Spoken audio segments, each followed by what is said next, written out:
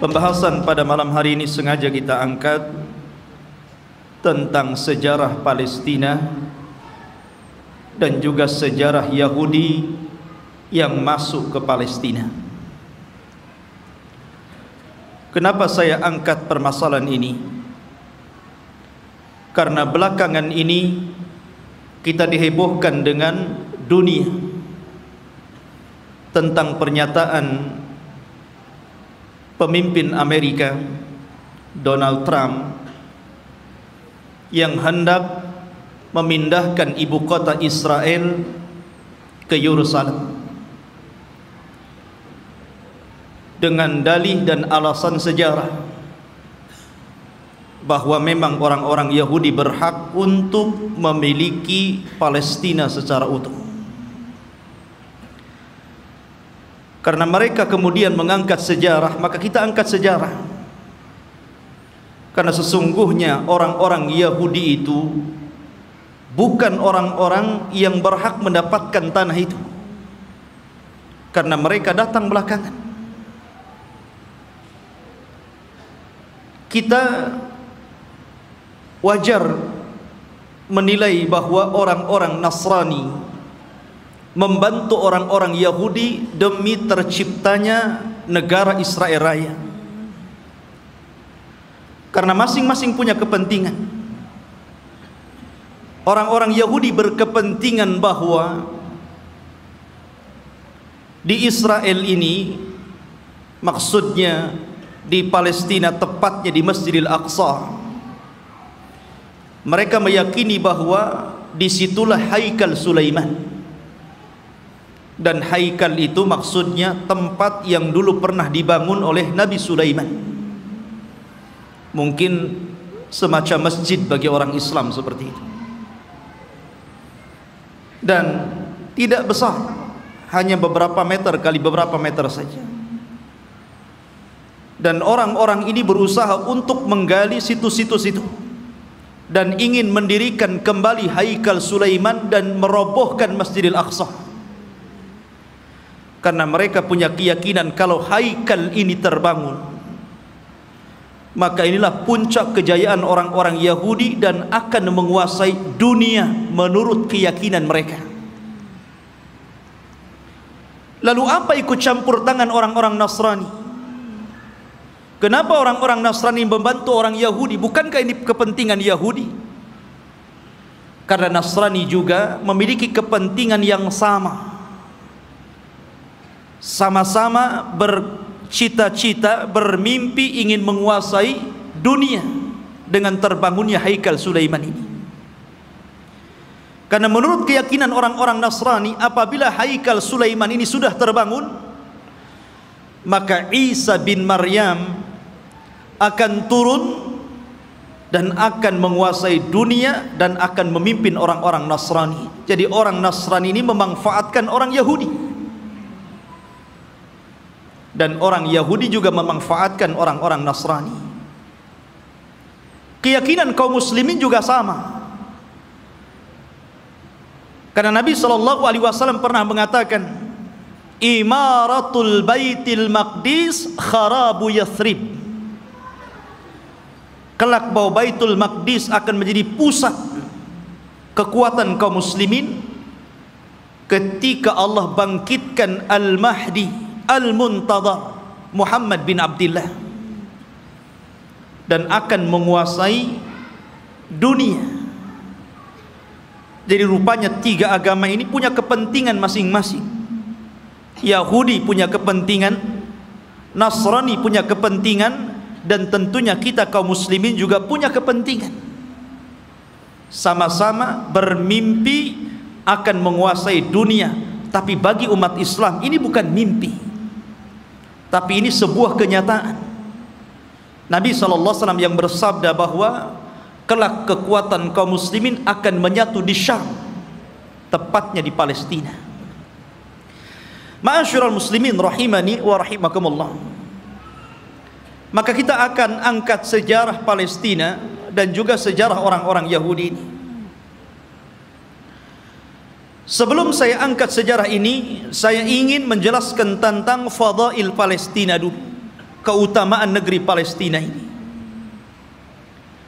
Negeri Palestina, ikhwan, di situ adalah ada satu kiblat yang dijadikan kiblat pertama dalam Islam. Karena ketika Nabi SAW salat, di awal salat sebelum Allah Subhanahu wa taala memalingkan kiblat, maka kiblatnya Rasul dan para sahabat menuju Baitul Maqdis. Barulah setelah kemudian Nabi SAW berdoa kepada Allah agar kiblat itu dialihkan ke Masjidil Haram. Turunlah ayat, qad nara taqalluba wajhika fis sama falanuwalliyannaka kiblatan tardaha fawalli wajhaka syatral Masjidil Haram. Baru setelah turun ayat ini, maka Nabi SAW kemudian menyuruh seluruh kaum muslimin sejak hari itu, bahkan sampai hari ini, bahkan sampai kiamat dibangkitkan, bahwa kiblat kita telah dirubah dari kiblatnya orang-orang Yahud menjadi kiblat kaum muslimin ke Baitullah Al-Haram.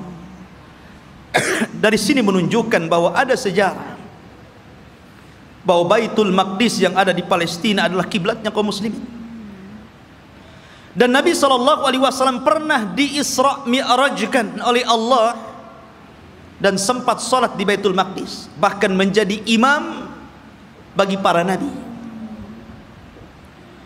Kemudian ikhwatu fiddin yang dimuliakan Allah Azza wa Jalla, negeri Palestina ini adalah negerinya para nabi dan rasul. Negeri ini adalah negerinya para nabi dan rasul. Negerinya Ibrahim alaihi salatu wassalam, negerinya Ishak, negerinya Ya'qub, negerinya Ismail dilahirkan di situ walaupun kemudian hijrah ke Mekah. Negerinya Daud alaihi salatu wassalam, negerinya Nabi Yusuf, negerinya Sulaiman, negerinya Yahya, dan para nabi banyak diutus di negeri ini. Jadi negeri ini adalah negerinya para nabi. Bahkan sebagian para nabi dikubur di sini, seperti Ibrahim alaihi salatu wassalam dikubur di Khalil, Palestina. Kemudian juga Nabi Yusuf alaihi salatu wassalam dahulu dikubur di Mesir, tapi kemudian jasadnya dibawa ke Palestina dan dikubur di Palestina. Kemudian juga kuburannya Nabi Ishak alaihi salatu wassalam, kuburannya Nabi Ya'qub, Nabi Harun, Nabi Musa, seluruh para nabi ini dikubur di Palestina. Jadi ini memang negerinya para nabi, ikhwan. Negeri yang sangat suci, negeri tersuci ketiga setelah Mekah, Madinah, kemudian Syam. Dan Nabi SAW pernah bersabda, tuba lisyam, tuba lisyam, tuba lisyam. Kata Nabi SAW, beruntung orang-orang Syam itu, beruntung orang-orang Syam itu, beruntung orang-orang Syam itu. Kemudian sahabat bertanya, kenapa wahai Rasul? Karena Syam, para malaikat Allah mengepak-ngepakkan sayapnya di atas negeri itu, dan Palestina bagian daripada negeri Syam. Ma'asyiral muslimin, kita tahu bahwa Masjidil Aqsa adalah memiliki keistimewaan yang sangat besar. Sebagaimana ketika Allah Subhanahu wa taala menyebutkan keistimewaan Masjidil Haram, kemudian Masjidin Nabawi, maka Masjidil Aqsa juga sama. Orang yang sholat di situ sebanding dengan orang yang sholat 500 kali sholat di masjid-masjid yang lainnya. Ini keistimewaan yang sangat besar. Bahkan para nabi, para ulama, orang-orang saleh banyak berziarah ke masjid ini. Negerinya para ulama, negerinya kitab-kitab. Banyak para ulama yang kemudian terlahir di negeri Palestina. Kita tahu bahwa Imam Syafi'i lahir di mana? Di Gaza, Gaza Palestina. Di sana ada Al-Asqalan. Kita kenal dengan Al-Imam Ibnu Hajar Al-Asqalani. Asqalan Palestina. Jadi banyak para ulama dunia, bukan ulama kecil, ulama dunia, itu lahir di Palestina. Bahkan Nabi SAW melarang tidak boleh safar dalam rangka ibadah kecuali di 3 tempat: Masjidil Haram, Masjid Nabawi, dan Masjidil Aqsa. Kata Rasul, la tushaddur rihal illa ila 3 masajid. Tidak boleh kalian melakukan safar dalam rangka ibadah kecuali di 3 masjid ini. Salah satunya Masjidil Aqsa. Bahkan Nabi SAW pernah berdoa, Allahumma barik lana fi syamina wa barik lana fi yamanina. Ya Allah, berkahi negeri Syam kami. Ya Allah, berkahi negeri Yaman kami. Di sini Rasul mendahulukan Syam kemudian Yaman, menunjukkan bahwa Syam lebih utama dibandingkan Yaman. Ini menunjukkan bahwa Syam negeri yang penuh berkah, Rasul yang mendoakan. Kemudian juga ikhwatu fiddin yang dimuliakan Allah Azza wa Jalla, para sahabat Nabi SAW banyak yang hijrah ke negeri Palestina, berziarah ke sana.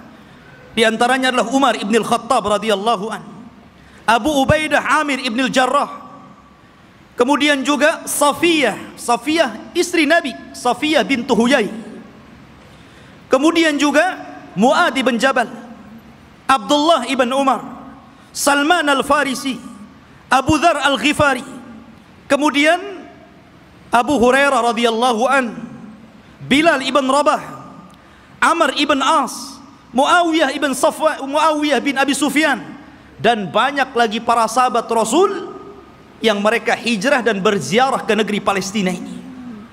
Artinya ini negeri para sahabat Rasul, bukan hanya negeri para nabi dan rasul, dan juga negeri para sahabat, negeri para ulama, negeri kitab-kitab ahli sunnah wal jamaah.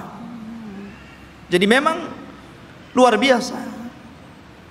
Bahkan negeri ini kelak akan menjadi berkumpulnya seluruh manusia, karena negeri ini disebut mahsyar.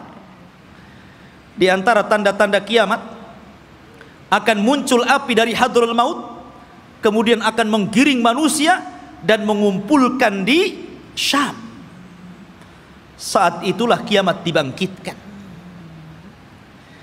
Masyarul muslimin, dan banyak lagi kalau kita bercerita tentang keutamaan Palestina. Lalu sejarahnya, kapan negeri ini memiliki penduduk dan manusia? Apakah orang-orang Yahudi yang mengklaim bahwa mereka adalah memiliki tanah Palestina dan sekitarnya, ataukah siapa? Disebutkan ikhwatu fiddin dalam sejarah, baik sejarah yang dicatat oleh para ulama Islam ataupun sejarah yang dicatat Barat. Bahkan sejarah ini juga tertera dalam perjanjian lama, Taurat, bahwa dahulu yang menghuni negeri tersebut bukan Yahudi. Yahudi itu jauh datang belakangan. Ya. Bagaimana mungkin kemudian Yahudi mengklaim bahwa itu adalah tanah mereka? Mereka datang belakangan. Mereka adalah umat yang terusir dari Mesir. Orang-orang Yahudi hidup di Mesir dari Bani Israel. Kemudian dibawa hijrah oleh siapa? Musa. Nabi Musa alaihi salatu wassalam yang membawa Bani Israel sampai ke Palestina. Jadi mereka itu datang belakangan. Lalu siapa yang pertama kali? Menurut situs sejarah ada yang mengatakan bahwa orang-orang yang menempati negeri itu adalah satu kabilah yang bernama Kan'aniyun. Kan'aniyun ini kabilah keturunan dari Syam. Syam ibn Nuh alaihi salatu wassalam. Artinya ini kabilah dari Jazirah Arab. Jadi orang Arab yang pertama kali memiliki tanah itu. Ya. Jadi dahulu ketika terjadi qahat, terjadi paceklik yang luar biasa di Jazirah Arab, sehingga banyak kelaparan dan meninggal, maka kemudian mereka mencari tanah untuk hidup, karena mereka sudah tidak bisa hidup lagi di Jazirah Arab. Maka mereka pun berhijrah sampailah ke negeri yang hari ini disebut dengan Palestina. Jadi mereka adalah kabilah Kan'aniyun. Kabilah Kan'aniyun, kabilah dari Arab. Dan mereka memiliki beberapa kabilah. Ada namanya kabilah Amuriyun. Kabilah Amuriyun ini kabilah yang hidup di lembah-lembah di Palestina. Kemudian ada kabilah namanya Yaguthiyun, dan mereka hidup di negeri di sekitar Al-Quds yang kita kenal dengan Masjidil Aqsa, Baitul Maqdis. Kemudian adapun Kan'aniyun, maka mereka hidup di satu daerah yang bernama Arihah. Dan Arihah adalah kota tertua di dunia. Belum ada kota di zaman itu kecuali Arihah. Makanya Arihah itu kota tertua di dunia. Belum ada kota kecuali ini. Lah hiduplah kabilah namanya Kan'aniyun. Ma'asyiral muslimin rahimani wa rahimakumullah. Lalu kenapa muncul kalimat Palestina? Kalau antum membaca dalam perjanjian lama Taurat, bahkan disebutkan juga dalam Injil, tidak ada kalimat Bani Israel atau Yahudi. Ya. Yang ada adalah kabilah Kan'aniyun. Itu mereka mengakui dan tercantum dalam kitab-kitab mereka.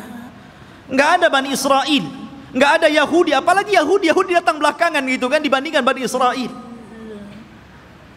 Munculnya kabilah ini, kita tahu bahwa Palestina itu berdekatan dengan Mesir,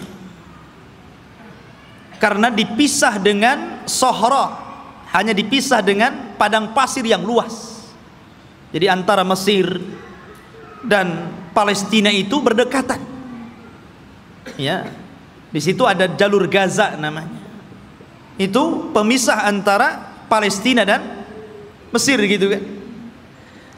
Lah, ada satu kelompok yang kemudian ketika itu menyerbu Mesir, yang kemudian akhirnya terjadilah kesepakatan karena waktu itu antara Palestina dan Mesir menyatu, bukan beda negara kayak sekarang, tidak, menjadi satu. Sehingga kemudian ketika kelompok yang menyerang Mesir ini kemudian berdamai, maka mereka pun meminta daerah yang disebut dengan Al-Falas, yang kemudian belakangan disebut Palestina, dan sekarang kita kenal dengan Palestina. Dari situlah ikhwatu fiddin bahwa kabilah yang menyerbu ini akhirnya menetap di sebuah tempat namanya Falas. Lah sebelumnya sudah ada orang-orang Arab yang tinggal di situ. Ya. Sehingga kemudian akhirnya karena berlalunya zaman, berlalunya masa, berkembangnya mereka, akhirnya saling menikah sesama mereka. Antara Yaguthiyun, Amuriyun, kemudian juga Kan'aniyun, akhirnya tidak ada daerah yang lebih dikenal daripada Falas, yang kemudian belakangan disebut Palestina. Itulah sejarah penamaan Palestina. Jadi sebuah nama tempat yang kemudian sekarang disebut dengan Palestina. Taib. Lalu kenapa kemudian muncul Bani Israel dan belakangan muncul nama Yahudi di sini? Kapan mereka masuk? Kita tahu bahwa ikhwatu fiddin yang dimuliakan Allah Azza wa Jal, kalau kita cerita tentang Yahudi, berarti kita cerita tentang kisah Nabi Ya'qub. Nabi Ya'qub alaihi salatu wassalam dan anak keturunannya. Sedikit saya akan sebutkan tentang kisah Nabi Ya'qub dulu biar antum lebih paham dari mana munculnya orang-orang Yahudi Bani Israel ini. Nabi Ibrahim alaihi salatu wassalam, ikhwan, itu memiliki 2 istri dan 1 budak. Ibrahim itu memiliki 2 istri dan 1 budak. Walaupun yang kita kenal hanya memiliki 1 namanya Sarah dan memiliki budak namanya Hajar. Dia memiliki istri lain dan punya anak. Ya. Tetapi yang masyhur adalah dari Siti Sarah. Lahirlah seorang yang kemudian menjadi nabi penerus Ibrahim, namanya Ishak. Nabi Ishak. Dari Ishak inilah kemudian lahir namanya Yakub. Yakub ini banyak saudaranya. Dan selalu ada konflik antara Yakub dan saudara-saudara Yakub yang lainnya. Lah Yakub ini anak Ishak yang paling saleh, yang kemudian menjadi penerus Ishak, menjadi nabi juga, Nabi Yakub namanya. Sehingga dia terkadang di malam hari selalu menyendiri, selalu pergi di malam hari. Dalam bahasa Arab, pergi di malam hari itu namanya Isra. Makanya ada Isra, ada Mi'raj. Isra itu perjalanan malam yang ditempuh Rasul dari Masjidil Haram ke Masjidil Aqsa. Ya. Kemudian karena Yakub ini selalu berjalan tengah malam, makanya kemudian dia pun disebut Israil. Karena Isra itu diambil dari suka berjalan tengah malam. Tapi ada juga yang mengatakan Isra itu artinya abdun dan il itu adalah Allah. Jadi artinya Abdullah. Karena Yakub itu selalu beribadah kepada Allah Subhanahu wa taala, maka orang-orang di zaman itu karena menggunakan bahasa Ibrani menyebutnya sebagai Israil. Jadi penamaan Israil itu dari siapa? Nabi Yakub. Ya. Dan Nabi Yakub alaihi salatu wassalam itu memiliki 4 istri, 2 sah dan 2 budak.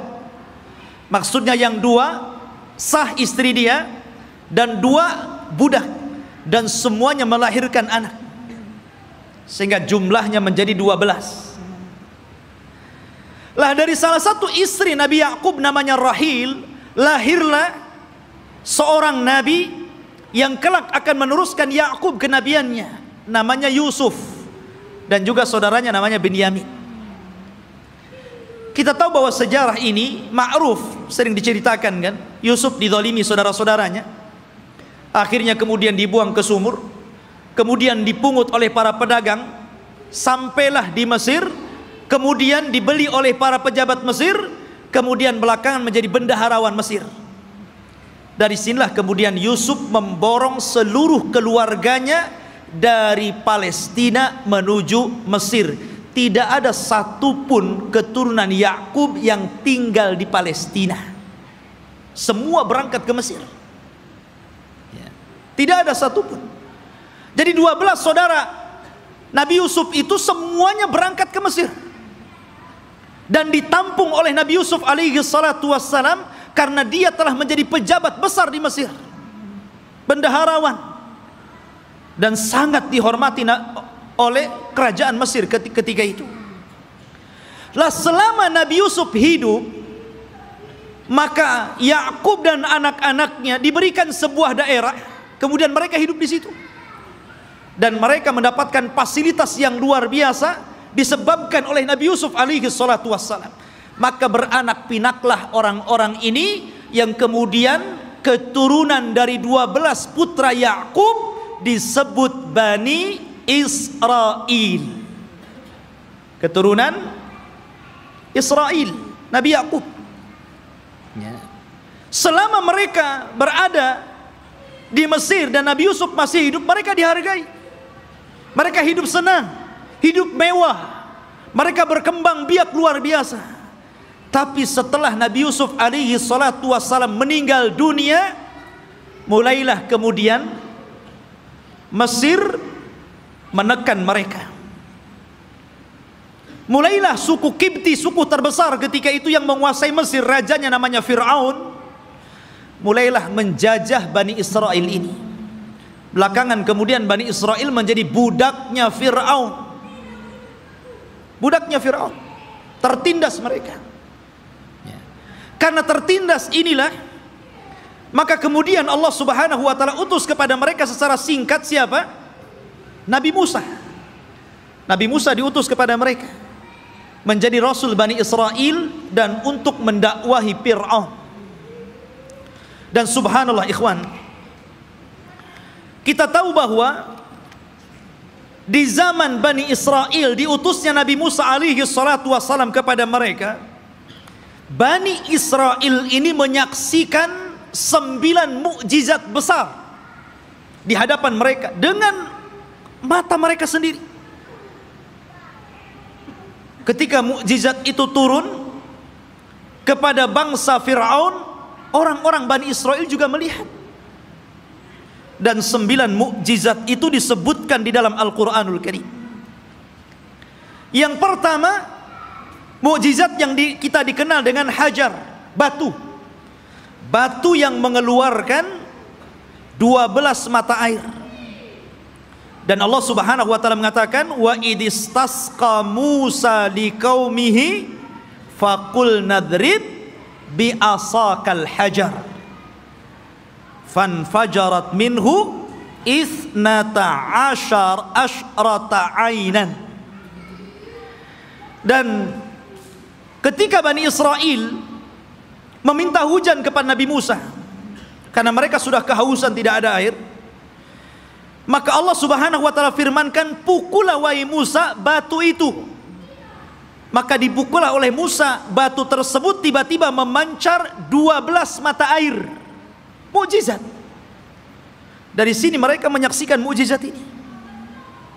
Tapi Bani Israel ini ikhwan adalah orang yang sangat keras kepala. Nanti kita akan sebutkan bagaimana keras kepalanya orang ini. Ya.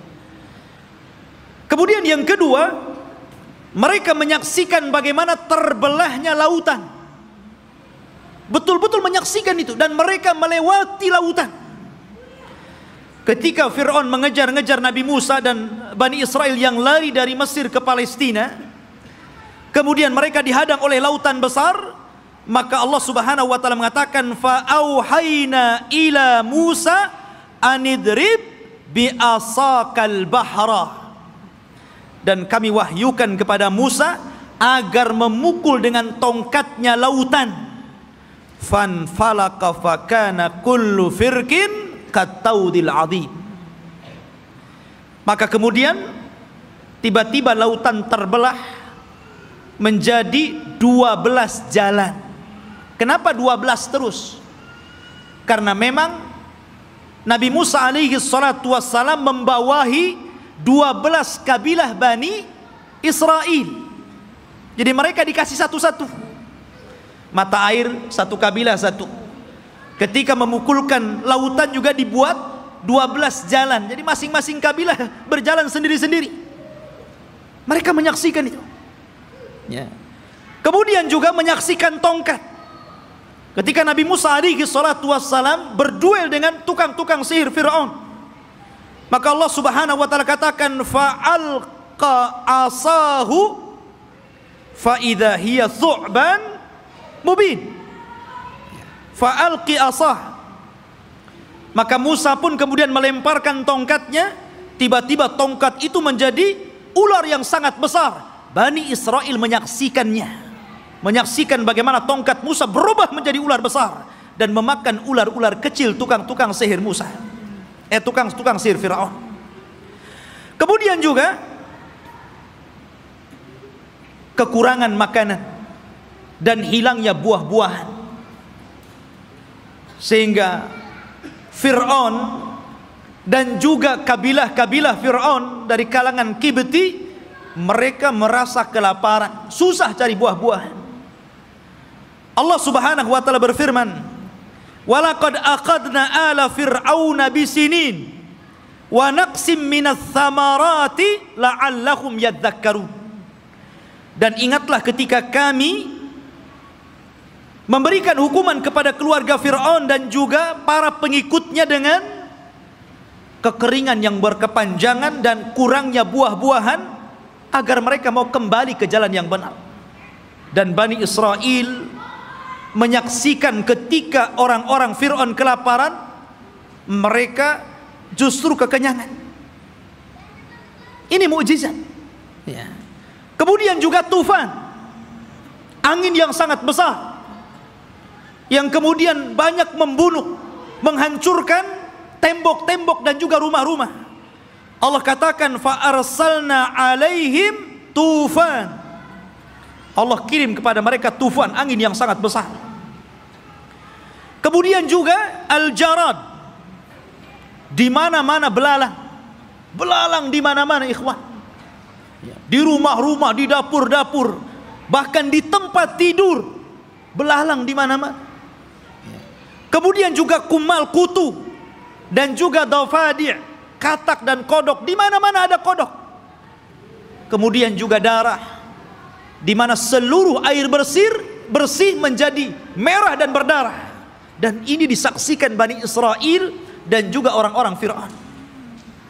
Kemudian juga bagaimana tangan Nabi Musa yang bercahaya, dan banyak lagi mukjizat yang diberikan kepada Musa. Tapi sekali lagi saya katakan ikhwan, bagaimana degilnya Bani Israel. Allah sudah tampakkan banyak mukjizat kepada mereka, tapi mereka kufur kepada Allah Azza wa Jalla. Kita perhatikan ketika Nabi Musa alaihi salatu wasallam berhasil menyeberangkan Bani Israel sehingga mereka mampu melewati lautan, dan Allah tenggelamkan Fir'aun di Laut Merah. Mulailah kemudian ketika mereka melewati satu kabilah, dan kabilah itu menyembah berhala, tiba-tiba satu di antara mereka datang kepada Musa dan mengatakan, ij'al lana ilahan kama lahum alihah. Heh Musa, jadikan untuk kami berhala-berhala sebagaimana mereka punya berhala untuk disembah. Lihat, Allah sudah tampakkan 9 mukjizat. Harusnya mereka makin beriman, kan begitu? Ini sudah diseberangkan, lihat ada orang nyembah berhala, minta pula berhala.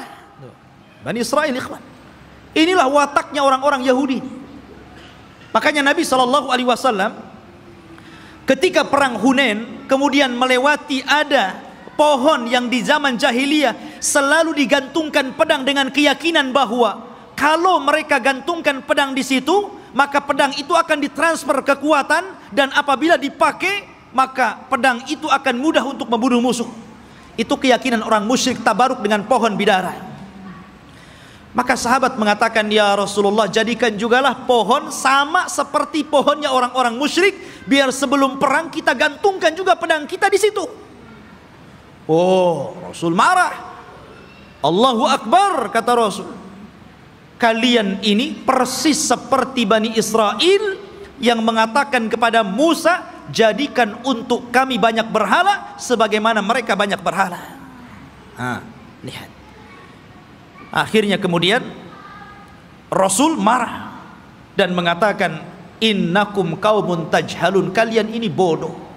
Sudah dikasih hidayah tauhid mau syirik pula. Tidak cukup ikhwatu fiddin, selama perjalanan Nabi Musa alaihi salatu wassalam hijrah menuju Palestina. Ketika itu ikhwatu fiddin, Nabi Musa alaihi salatu wassalam diperintahkan Allah Subhanahu wa ta'ala selama 40 malam untuk datang ke Bukit Saina yang disebutkan dalam Al-Quran itu Tur. Namanya ada Suratul Tur. Di situ ada bukit namanya Bukit Saina, Bukit Tur, Tur Sina. Ya. Maka Nabi Musa meninggalkan Bani Israel dan menyerahkan kepada saudaranya Harun.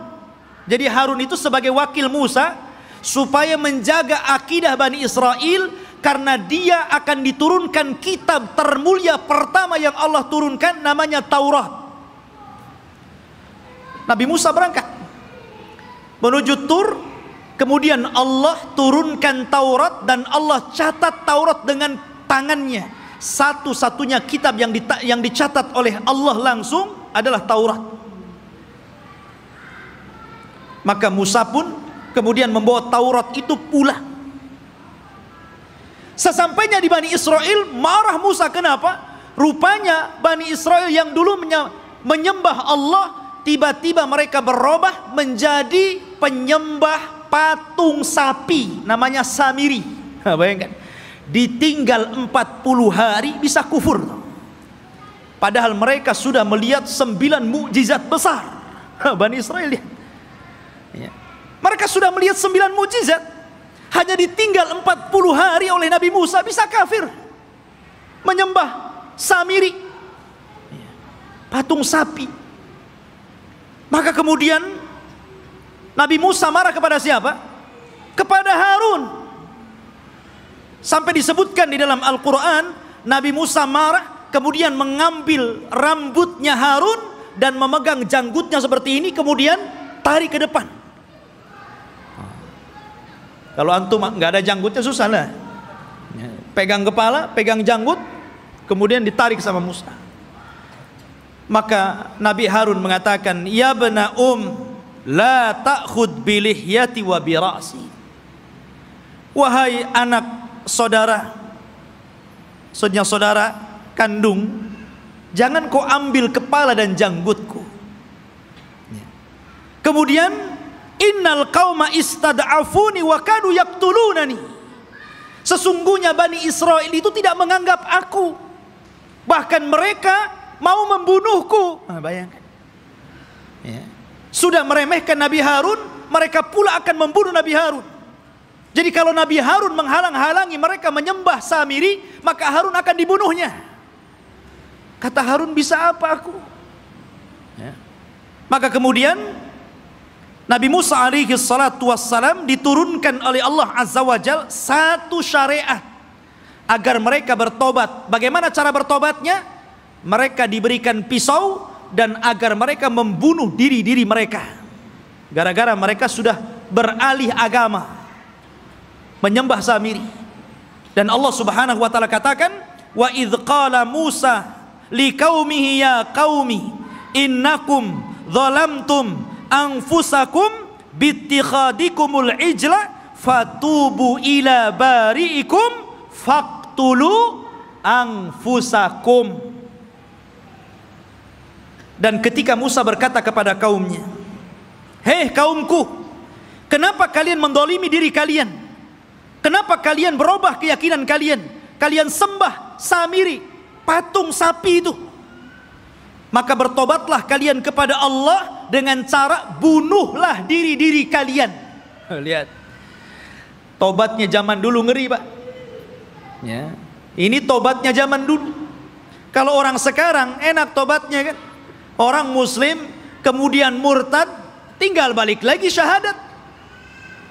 Orang dulu nggak kayak gitu ya. Kalau murtad ambil pisau bunuh. Untung antum jadi umatnya Rasul. Ini umatnya Nabi Musa berat. Tobatnya megang pisau dibunuh sendiri.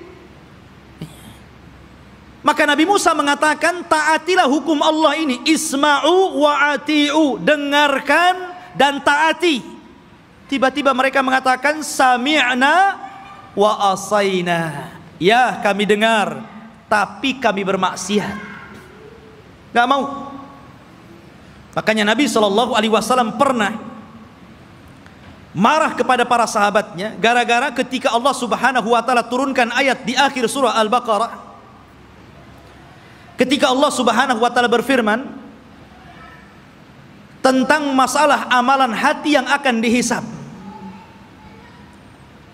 Wa in tukhfu ma fi sudurihim wa in tubdu aw tukhfuhu yuhasibkum bihillah. Apapun yang kalian tampakkan dari amalan kalian, apapun yang kalian sembunyikan dari amalan kalian, maka Allah akan menghisab kalian. Sahabat mendengar ayat ini berat. Kalau yang tampak bolehlah, kalau yang enggak tampak macam mana pula dihisab.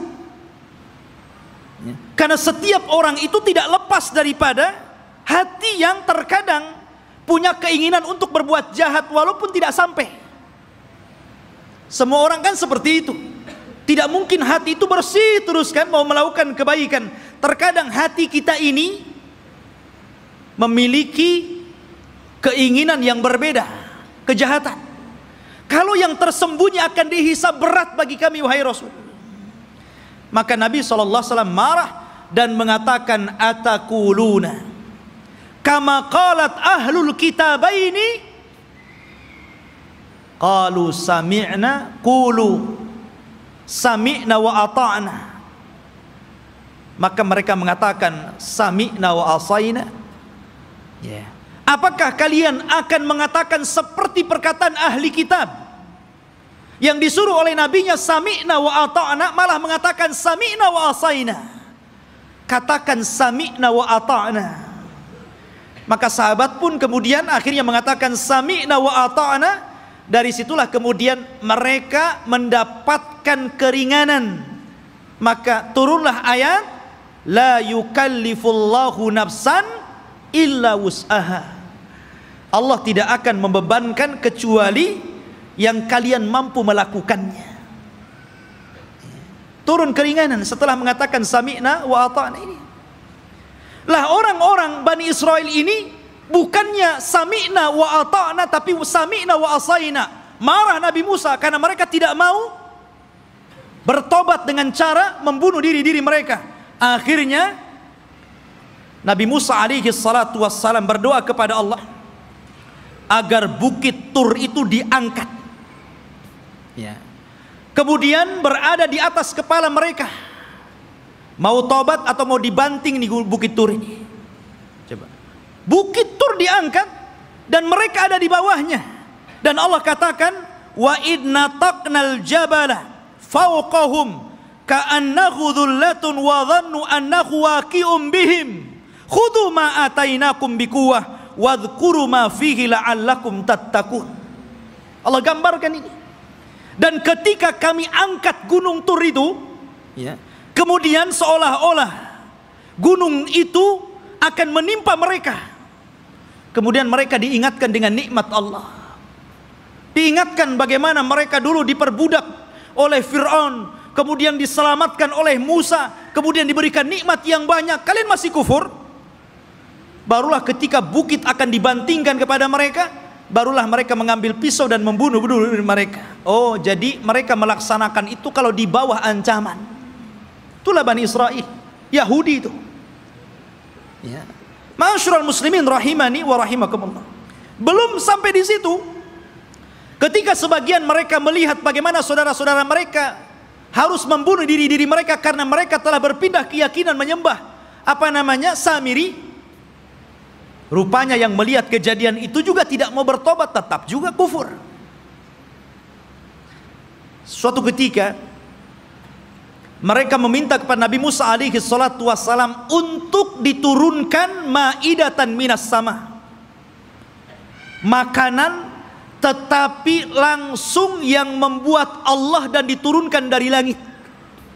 Nah, bisa bayangkan coba, minta makanan tapi diturunkan dari langit. Apakah kemudian keinginan mereka ditolak? Tidak. Keinginan mereka dikabulkan. Subhanallah. Akhirnya diturunkan makanan namanya manna wassalwa. Manna, diturunkan makanan itu jatuh dari langit, kemudian bergantungan di pohon-pohon. Maka mereka tinggal naik, tinggal diambil makanan itu. Kemudian salwa, sejenis daging burung. Enak makanannya. Gimana enggak enak, langsung dari langit makanannya. Subhanallah. Akhirnya ikhwatu fiddin, mereka bosan. Asik makan itu saja, bosan akhirnya.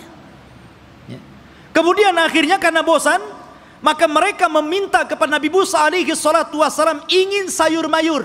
Bosan dengan ini katanya. Saya ingin sayuran, ada bawang merah, ada bawang putih. Bayangkan. Sehingga mereka mengatakan, wa id qultum ya Musa lan nasbiru ala ta'amin wahid. Dan ketika kalian berkata kepada Nabi Musa, hei Musa, kami tidak sabar dengan satu makanan ini saja, saya minta makanan yang lain. Akhirnya mereka meminta kepada Nabi Musa itu sayur mayur, mimbakliha wa kithaiha wa fumiha wa adasiha wa basaliha. Ya Allah, dikasih makanan enak, mau makanan yang enggak enak? Maka Allah Subhanahu wa taala mengatakan, atastabdiluna alladhi huwa adna billadhi huwa khair ihbitu misra. Kenapa kalian memilih makanan yang gak enak dan membuang makanan yang enak? Kalau hanya ingin sayur mayur, bawang-bawangan, sana ke Mesir. Antum tinggal pergi ke kota, beli ada. Kenapa mesti harus kemudian diturunkan dari langit? Degilnya Bani Israel, ya. Sudah Allah Subhanahu wa ta'ala utamakan mereka, tetap saja mereka kufur kepada Allah Subhanahu wa ta'ala. Bahkan suatu ketika ikhwatu fiddin, ini masih di tengah perjalanan hijrah mereka sampai ke Palestina ini, di sepanjang jalan mereka itu diperlihatkan mukjizat yang banyak. Akhirnya suatu ketika ada salah seorang terbunuh. Kemudian Allah Subhanahu wa ta'ala mewahyukan kepada Nabi Musa agar memotong seekor sapi betina. Kemudian dipukulkan dagingnya kepada orang yang mati, maka dia akan hidup sesaat dan akan menyebut siapa pembunuhnya.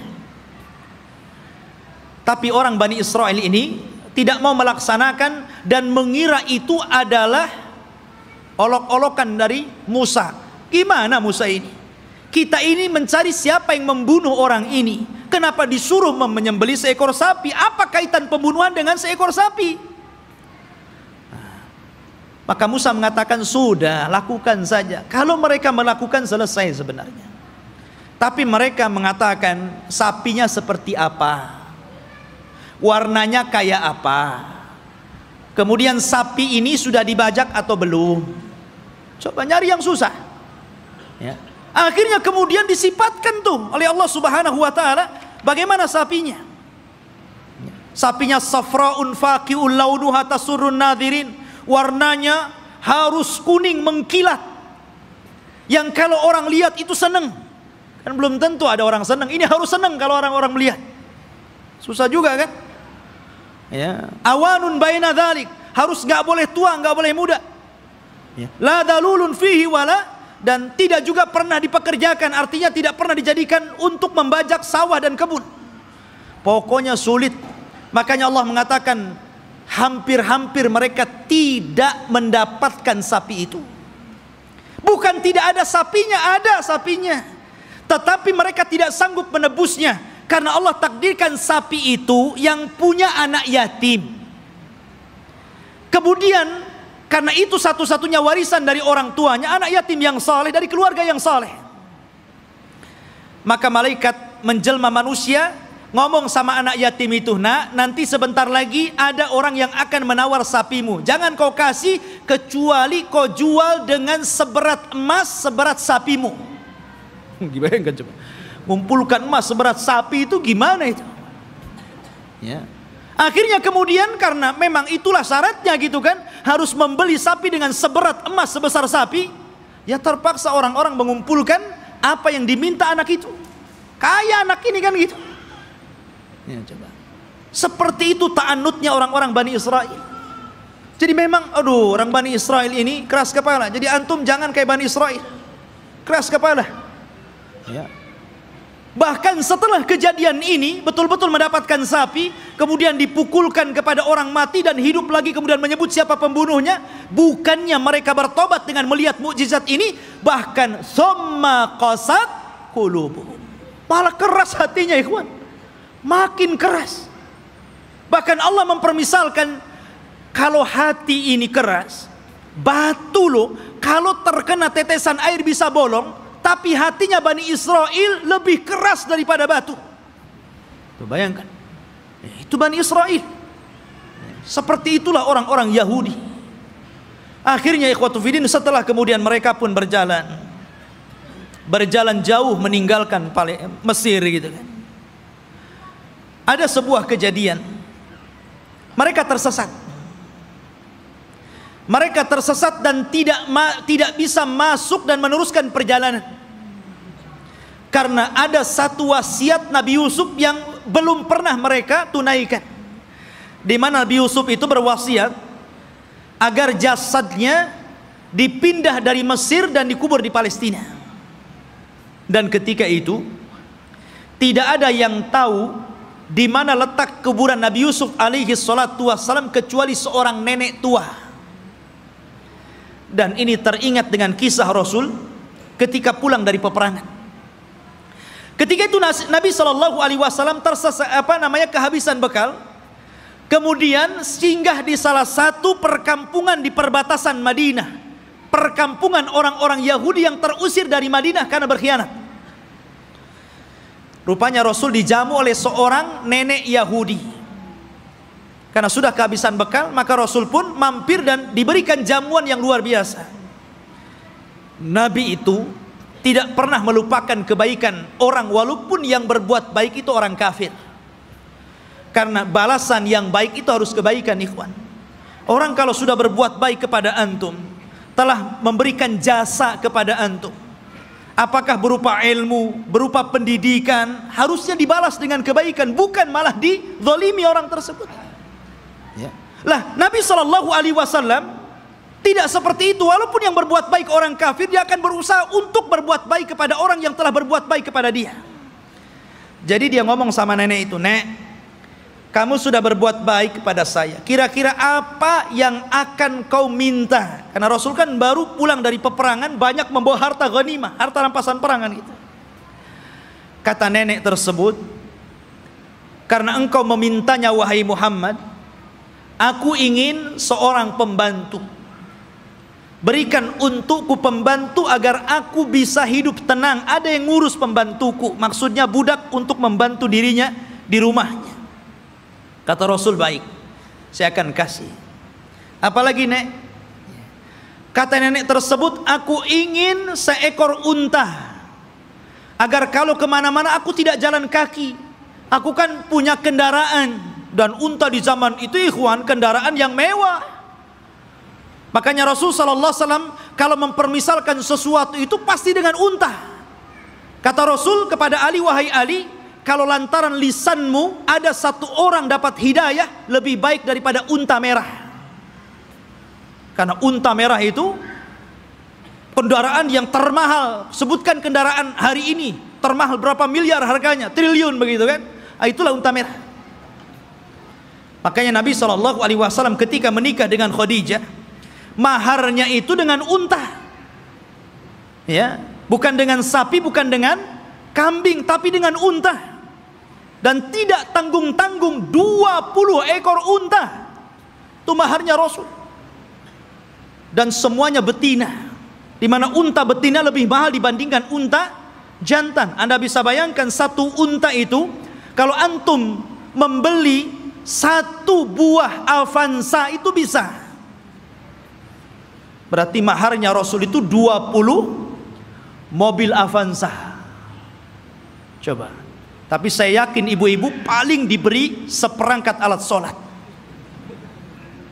Ya kan? Nggak apa-apa, Bu, lebih senang. Karena apa? Kalau ada masalah dengan suaminya, kemudian terpaksa harus menggugat cerai, kan mudah mengembalikan maharnya kan? Perangkat alat sholat saja, ambil. Perangkat alat sholat saja.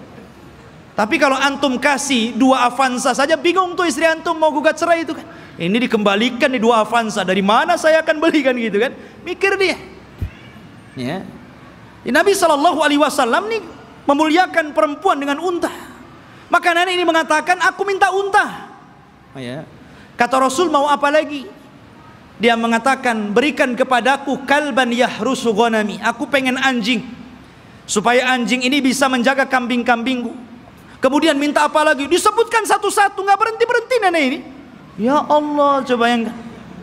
Ana datang ke rumah antum, kemudian antum kasih makan, kasih minum, oke lah, kenyang, dijamu luar biasa gitu kan. Selepas itu antum ngomong, "Ya, sebagai balasan tolong Ustadz kasih saya Avanza, ya, kasih saya pembantu, kasih saya mesin cuci."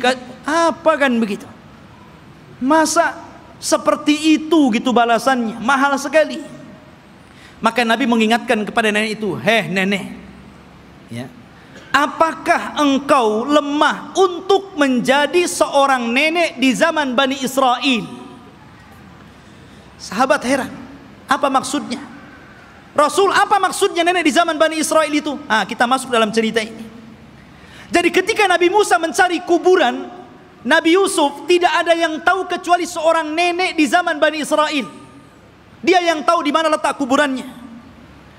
Maka Musa mengatakan, "Wahai nenek, tunjukkan kepadaku di mana kuburan Nabi Yusuf. Kami akan bawa jasadnya dan kami kubur di Palestina. Kata nenek tersebut, tunggu dulu, semua ada bayarannya. Nggak main tunjuk-tunjuk saja, ada bayarannya. Kata Nabi Musa, apa bayarannya? Sebutkan. Maka nenek ini mengatakan, ya Musa, inni uridul jannah wa inni uridu ma'aka fil jannah. Wahai Musa, aku ingin sorga dan aku ingin bersama kamu di sorga. Subhanallah. Dia tidak ingin dunia. Tapi tentu ini lebih parah dibandingkan nenek di zaman Rasul, kan gitu. Di zaman Rasul dunia pengen unta kasih untai, ini minta sorga lebih tinggi lagi. Masa hanya nunjukkan kuburan Nabi Yusuf minta sorga? Ya Musa diam sajalah. Dia tidak punya sorga, apa yang mau dibuat? Akhirnya Musa diam sampai Allah mengutus Jibril, kemudian mengatakan, ya Musa, Allah mengabulkan permintaan nenek itu. Baru Musa bersuara, ya, kalau begitu engkau akan jadi kawanku di sorga. Sekarang cepat tunjukkan di mana kuburannya. Ya. Akhirnya ditunjukkan kuburannya, dibawalah Nabi Yusuf, jasadnya sampai akhirnya dikuburkan di Palestina. Ya kan? Ma'asyiral muslimin rahimani wa rahimakumullah.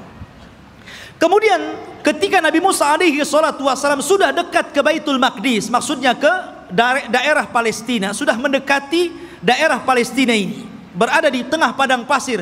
Karena saya katakan antara Mesir dan Palestina ini terpisah dengan padang pasir yang luas sekali. Jadi Musa ini tersesat akhirnya. Tapi kemudian Nabi Musa mendapatkan jalan setelah membawa jasadnya Nabi Yusuf dan hampir mendekati Palestina. Lah di Palestina itu, di negeri Arya, kan saya katakan dari awal sebelumnya sudah ada manusia di situ. Dari Kanaaniyun, Yaguthiyun, Amuriyun, sudah ada orang-orang di situ. Sudah menguasai Palestina, sehingga Musa tidak mungkin membawa Bani Israel begitu saja, harus berperang dulu dengan penduduk asli di situ. Ya.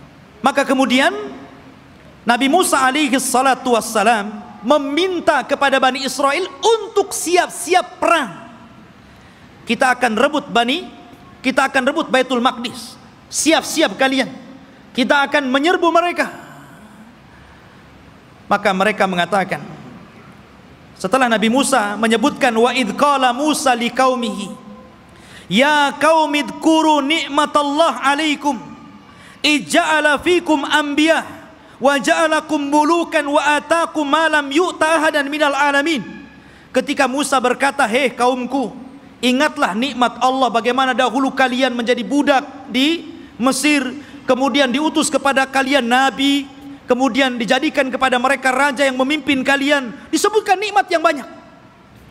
Kemudian Musa mengatakan, ya qaumi dkhulul ardal muqaddasata allati kataballahu lakum wa la tartaddu ala adbarikum fatanqalibu khasirin. Di hadapan kalian ada negeri yang disucikan. Masuklah kalian ke negeri itu, karena negeri itu telah ditulis oleh Allah Subhanahu wa taala untuk kalian. Jangan mundur sedikit pun. Kalau kalian mundur, kalian akan menjadi orang yang rugi. Kita akan perang. Tapi mereka mengatakan apa? Qalu ya Musa, inna fiha qauman jabbarin. Nabi Musa, kamu kan tahu negeri itu banyak jabbarin, banyak para pemimpin hebat, banyak para pemimpin bengis. Inna lanadkhulaha, kami tidak akan masuk hatta yakhruju minha, sampai orang-orang itu keluar. Fa in kharaju minha fa inna dakhilun, kalau mereka sudah keluar dari negeri itu, kami yang masuk. Lihat, kata Nabi Musa alaihi salatu wassalam, ada dua orang laki-laki yang diberikan nikmat oleh Allah azza wa jalla. Qala rajulan minal ladzina yakhafuna an amallahu alaihima, dari orang-orang yang takut kepada Allah, Allah berikan nikmat kecerdasan kepada dua orang itu, dan mengatakan, udkhulu alaihimul bab fa idza dakhaltumuhu fa innakum ghalibun wa 'alallahi fatawakkalu in kuntum mu'minin. Sudah, kalian siap-siap saja, kita akan masuk ke negeri itu, kalian pasti menang, dan tambatkan hati kalian kepada Allah Subhanahu wa taala. Tapi mereka mengatakan, qalu, ya Musa, innalan nadkhulaha abadan. Nabi Musa, kami tidak akan masuk selama-lamanya. Madamu fiha, kalau orang-orang itu masih di situ. Idhab anta wa rabbuka faqatila innaha huna qaidin. Sudah kamu saja berdua dengan Harun masuk, kalian berperang bersama Rob kalian, kami duduk-duduk saja di sini dulu. Coba bayangkan. Ini Bani Israel, orang Yahudi ini. Nyuruh Nabi Musa berdua berperang, mereka duduk-duduk nunggu menang baru masuk. Makanya perbedaan sahabat Rasul dengan perbedaan sahabat Nabi Musa alaihi salatu wassalam tidak demikian.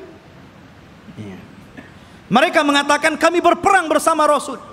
Ketika perang Ahzab dan dimenangkan kaum muslimin, darah para sahabat belum kering, masih bercucuran, belum lagi beristirahat. Tiba-tiba Nabi SAW diwahyukan malaikat Jibril dan mengatakan, hei Muhammad, katakan kepada pasukanmu, para sahabatmu, berangkat ke Bani Quraidah, kepung mereka, serbu mereka, karena mereka sudah berkhianat. Sahabat belum istirahat, baru menang di perang Ahzab. Darah mereka masih bercucuran. Tiba-tiba Rasul mengumpulkan pasukan dan mengatakan, idhabu ila Bani Quraidah, fala tusalliyanna ahadukumul asra illa fi Bani Quraidah. Kata Rasul, berangkat kalian semua, serbu Bani Quraidah, jangan sholat asar di jalan sampai kalian tiba di Bani Quraidah, serbu mereka. Tapi sahabat mengatakan sami'na wa ata'na. Berangkat mereka. Makanya Allah Subhanahu wa taala katakan lilladzina stajabu lillahi walir rasul min ba'di ma asabahumul qarah lilladzina ahsanu minhum wattaqau ajrun adzim. Bagi orang-orang yang mereka memenuhi panggilan Allah dan Rasulnya, setelah mereka ditimpa luka-luka peperangan, mereka mendapatkan pahala yang besar jika mereka berbuat baik dan bertakwa terus kepada Allah Subhanahu wa ta'ala. Itulah sikap para sahabat. Berbeda dengan sahabatnya Nabi Musa, justru mengatakan, engkau saja dengan Harun berperang bersama Tuhanmu, kami duduk-duduk di sini.